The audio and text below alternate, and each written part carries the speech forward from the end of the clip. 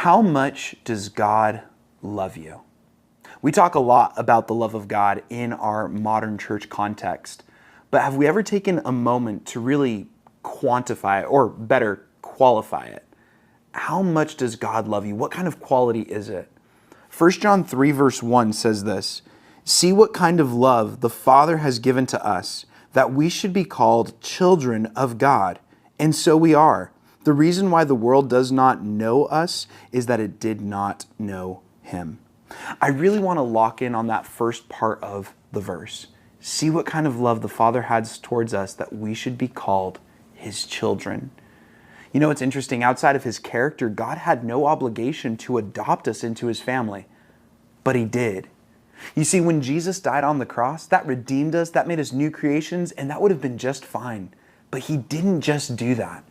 He brought you into His home. He brought you into His family.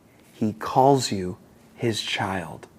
Think about how beautiful that is, that the true and living God looks at you as a father, a loving father looks at His son.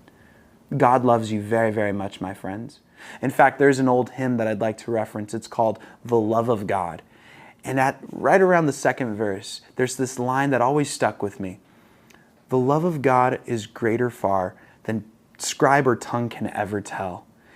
It goes on to say that if we filled the ocean with all the pen ink in the world, if we took all the scrolls of the world and we covered the sky with scroll parchment, and we started to write about God's love and describe it in every way, its depths, its length, its breadth, and we just tried to describe God's love as best as we could, the ink would run out and the paper would run out before we ever got to the end of it. God's love is so great and so deep for you, my friends. I hope that for you sitting here today, whatever you're going through, whatever is going on in your life, that you know the true and living God looks at you with the love of a father for His child. Don't forget that, and may it inspire you to walk close with Jesus today.